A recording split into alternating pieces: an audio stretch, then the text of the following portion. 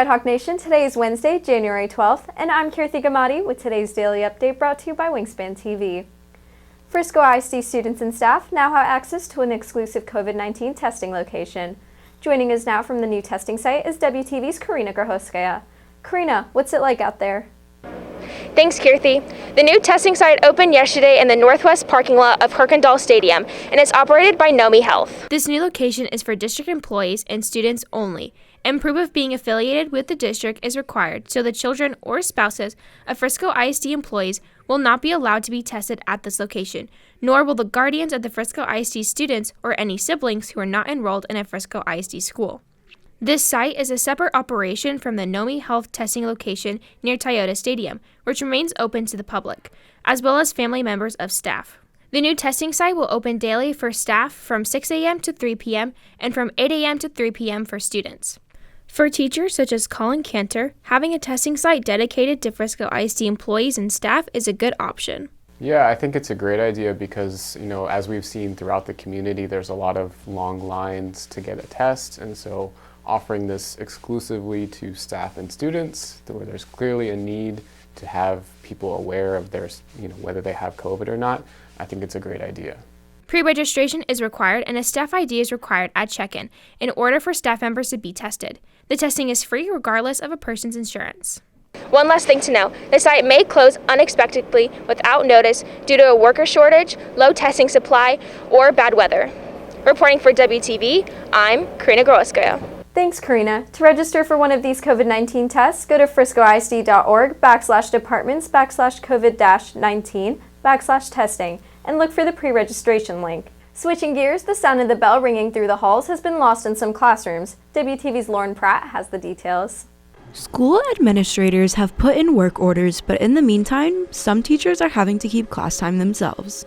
It's been not working after we got from Thanksgiving break. So since mid-late November. We rely on the bell to know when class is over, when class starts. So I've been a little bit off my game. So I've been a little slow to get my class going just because I didn't hear the bell. And then, releasing my students, I also rely on the bell for that. The lack of bells in some parts of the school is impacting some students as well. When we're in class, when we're working on an assignment, sometimes we get so immersed in what we're doing that we aren't checking the time. So when the bell rings, usually it lets you know that class is over, but since they aren't ringing anymore, sometimes you don't realize that it's time to go until it's already halfway through passing period and you're almost late for your next class. To help in his effort to make sure he ends class on time, Ham has found a way around the lack of bells. So I've been making my own bell because I just set a timer up on my projector. So we've been using that as our own little mini personal bell because it still doesn't work. Reporting for WTV, I'm Lauren Pratt. Students interested in taking dual credit classes through UNT have the chance to learn more about the program tomorrow night.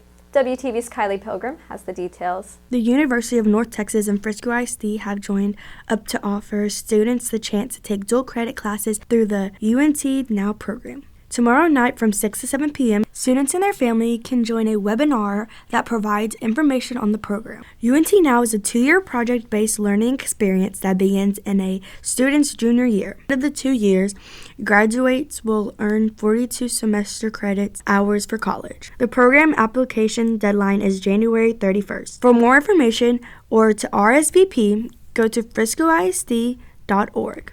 Reporting for WTV, I'm Kylie Pilgrim. BPA students hoping to make state take the next step today. WTV's Varun Saravanan has the details.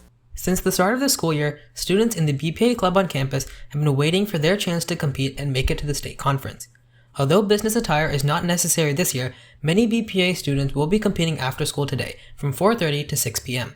For junior Vinay Patena Shatar, that hour-and-a-half competition has had many months of anticipation. I feel pretty confident. I've been studying for the past 2 weeks. I've been going through old practice exams, and it really took me a while to get a grasp on the vast majority of knowledge. I'm competing in the banking and finance event, and this is a brand new topic for me, and I feel confident through all the practice I've done so far.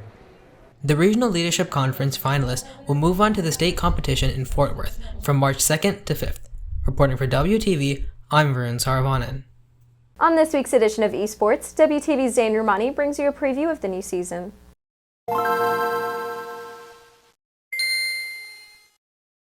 Registration for the next esports season has officially begun, with the deadline to register being January 30th.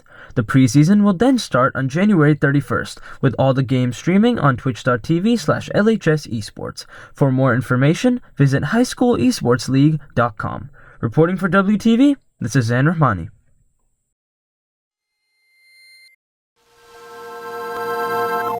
If you are looking for more from Wingspan, you can follow us at Liberty Wingspan on Twitter, Instagram, and Facebook, or visit our award-winning website, libertywingspan.com. And now for today's announcements. All students, please check your yearbook portrait in the seating area near the stairwell to make sure it has the right name and spelling. If you find a mistake, fill out the Google form via the posted QR code or email breenk@friscoisd.org. The deadline for changes is January 21st. That's it for today's daily update. This is Kirthi Gummadi for Wingspan TV.